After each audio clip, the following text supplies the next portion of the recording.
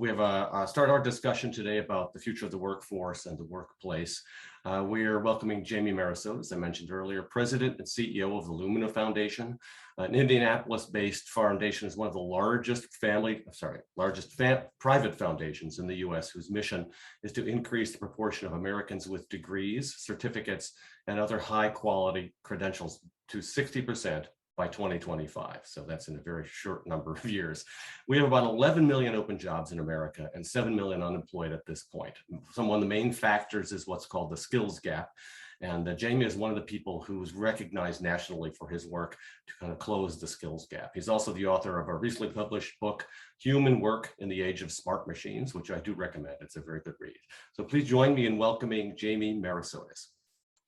Well, thank you very much for that introduction. I'm really delighted to be with you today. And let me begin by saying first that I am an East Coaster by birth and upbringing. I was born in Connecticut. I went to school in Maine. I lived in Washington, D.C. for a couple of decades. But I like to think that I'm an honorary Midwesterner and Hoosier by dint of the fact that Lumina is headquartered in Indianapolis and that my family and I have lived there since 2008. I'm also a huge, and I mean huge, homer when it comes to Indianapolis, a great city by so many measures.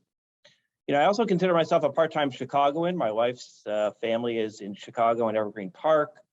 We spend a lot of time in the city, from the South Side to River North to Lakeview.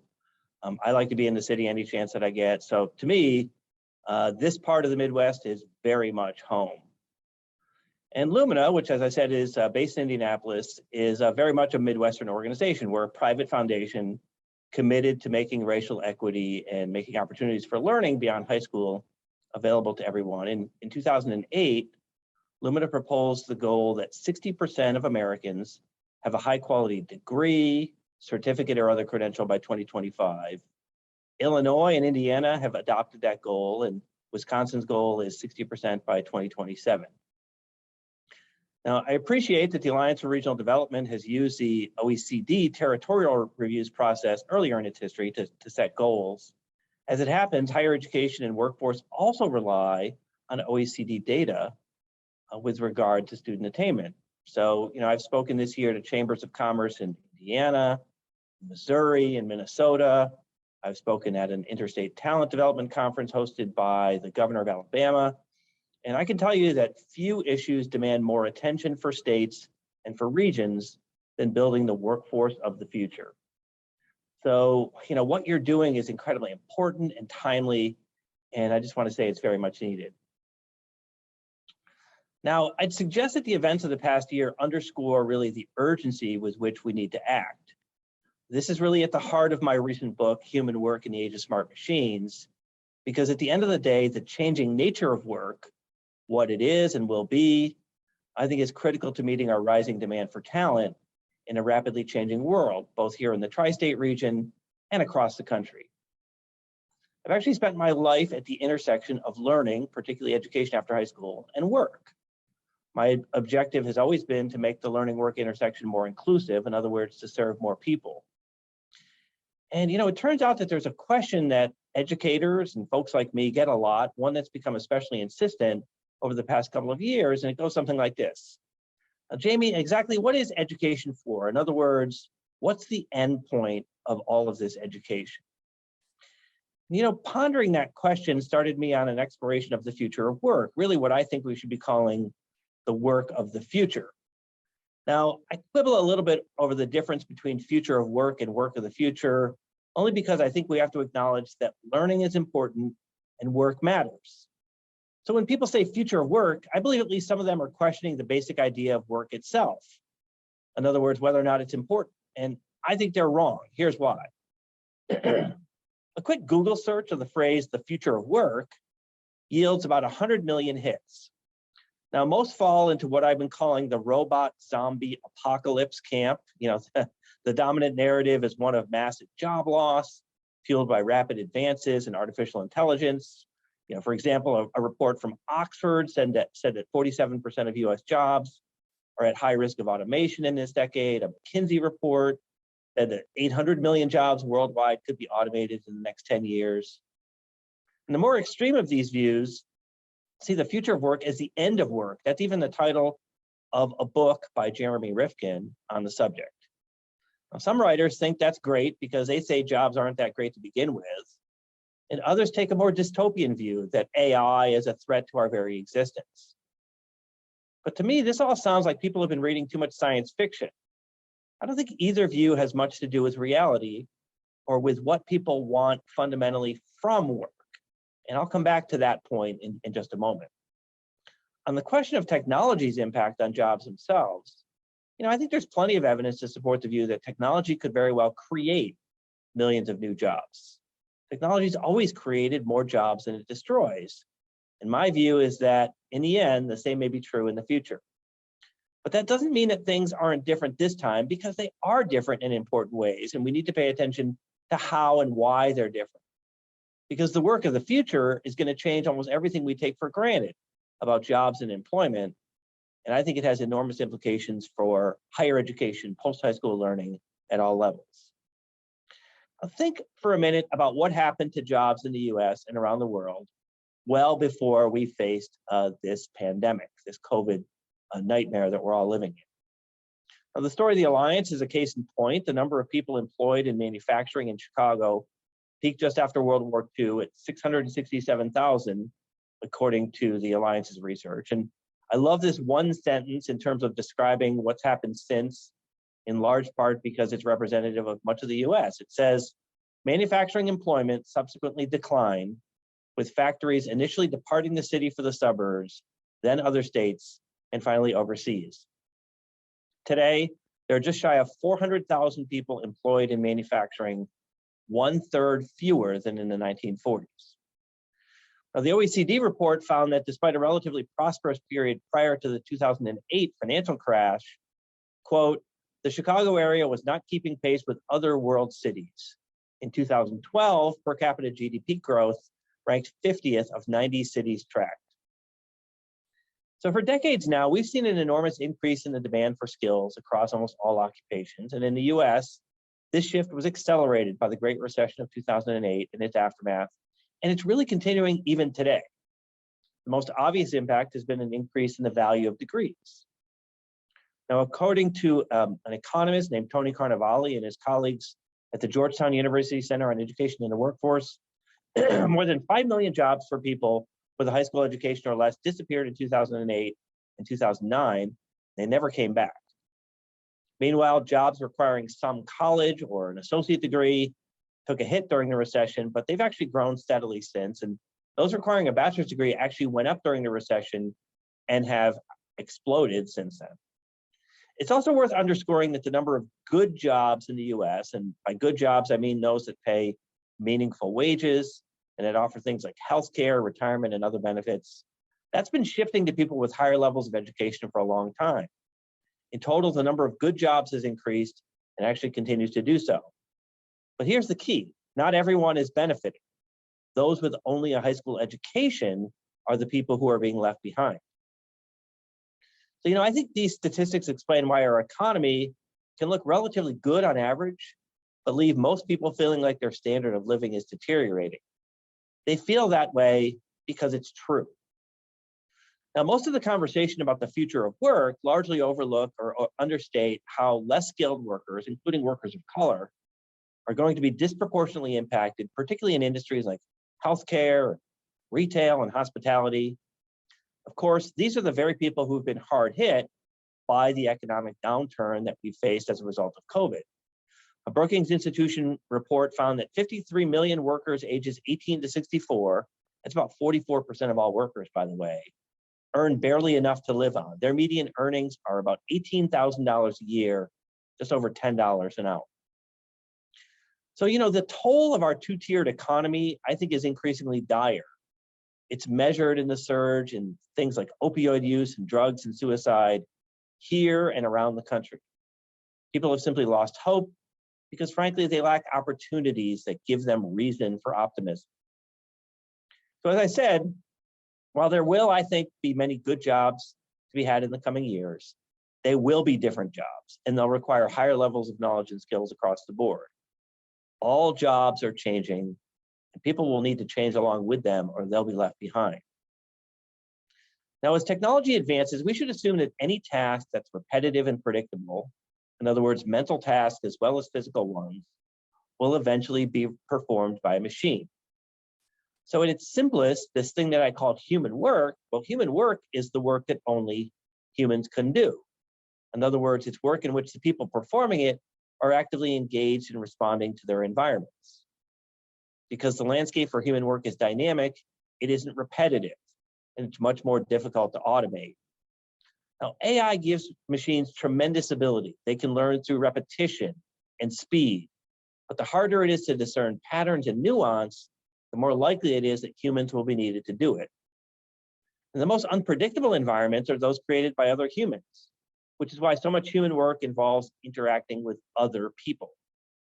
Human work is rooted in our intelligence, our drive, and our values, all things that I think are different than what machines possess. And human work is driven by how we learn. Now, much of the progress in robotics and artificial intelligence is based on the development of this concept that I'm sure many of you are familiar with, called deep learning. It's a technique in which computers learn through algorithms that methodically drill down basically into larger and larger data sets. But humans learn in very different ways, what I call wide learning. Now, this concept of wide learning has three dimensions. One is time. In other words, the notion that learning has to take place in a wide time context over the course of people's entire lifetimes. I think that's really essential to human work. It's a virtuous cycle that has to be repeated many times over a worker's life cycle. In other words, not just once early in life. The second dimension of wide learning is the people doing the learning. Human work has to serve a wide range of people, diverse in terms of their race, their ethnicity, their gender, their immigration status, and a host of other factors.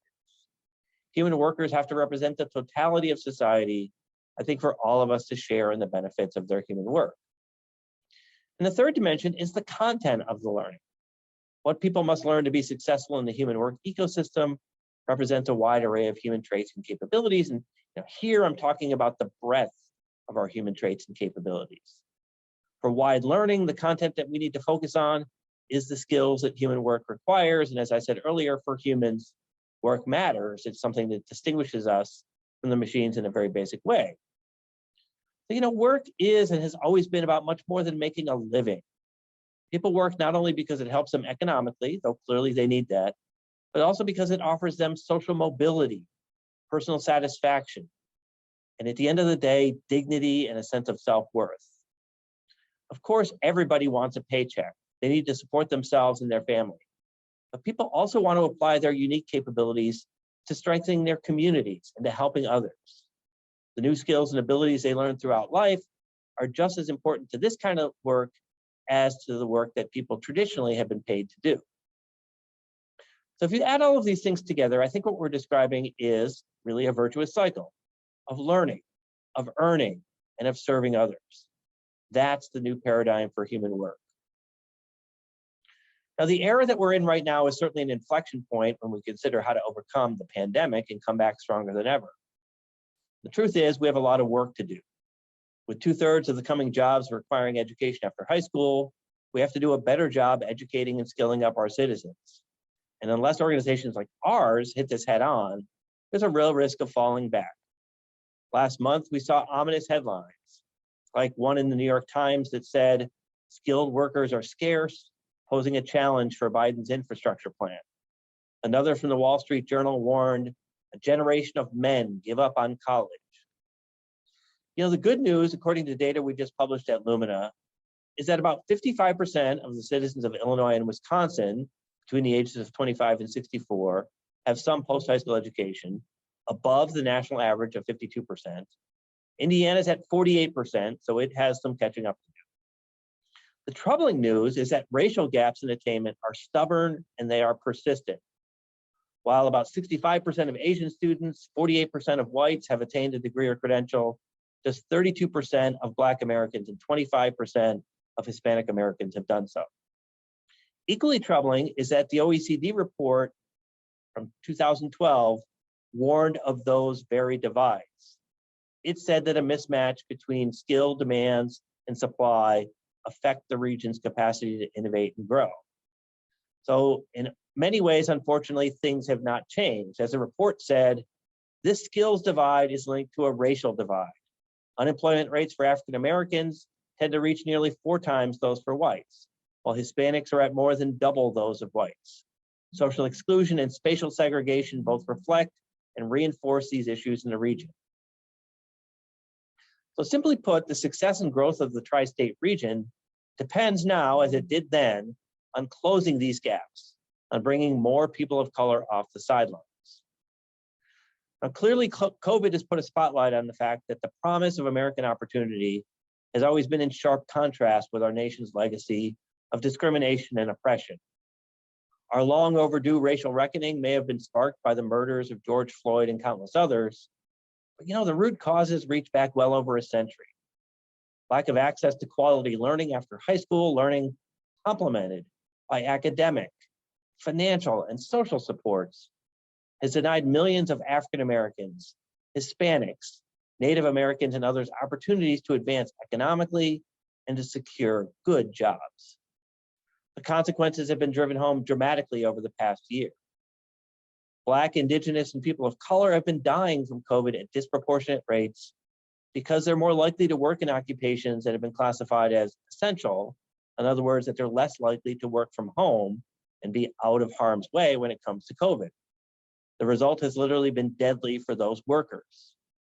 Earlier this year, the National Center for Health Statistics reported that average life expectancy decreased by 2.7 years for Black Americans and 1.9 for Hispanic Americans between 2019 and the first half of 2020, a decline that one leading clinician called staggering.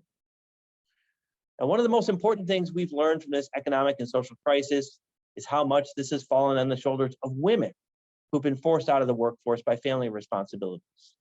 While the Great Recession wiped out millions of middle-class jobs for men with relatively low education levels, this crisis is doing the same to women, and especially women of color, in healthcare, in education, in retail, and in other industries.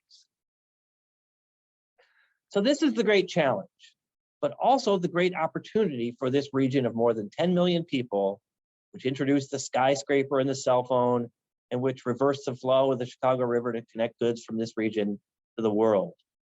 And the greatest opportunity is preparing all of our citizens for human work. A recent study by the Federal Reserve Bank of San Francisco calculated that in 2019, the country's output would have been 2.6 trillion greater if the gap between white men and everyone else were closed. A 2020 report from Citigroup calculated that if America had adopted policies to close the Black-white economic gap 20 years ago, US GDP would be an estimated 16 trillion higher today. So this brings us back to the beginning. The hype about the future of work, it might be overblown, but what's behind it isn't all hype. The changes we've seen in work so far have been dramatic. COVID has pulled forward a decade's worth of change in the past year and a half, and it's likely that even bigger changes are in store for us. And unless we act urgently to address them and redress stubborn imbalances that we've analyzed from many different angles, but unfortunately haven't solved, the future of our economy and our cherished freedom of expression, of ideas and ways of life, our very pluralistic democratic existence is at risk. But despite that risk, I remain hopeful, because as I've examined the implications of human work in coming times, I've seen that rather than representing the end of work, the work of the future will draw on our unique abilities. It'll blend our desire for learning, for earning, and for serving others, to contribute to a greater whole, rooted in our democratic freedoms and opportunities. Rather than lamenting the end of work, we have to meet the mandate of drawing on what makes us different from the machines who we will be working alongside. Our challenge as leaders and educators is to ensure that everyone has the opportunity to develop his or her unique abilities throughout life. By preparing people for meaningful human work, we can instill hope and confidence in ourselves, in our communities, and in the future of our democracy. Thank you again very much for asking me to speak today. Best wishes for a tremendous conference. Thanks very much. Thank you very much, Jamie. That was certainly an interesting and insightful look at kind of the current situation and hopeful future situation for the workforce.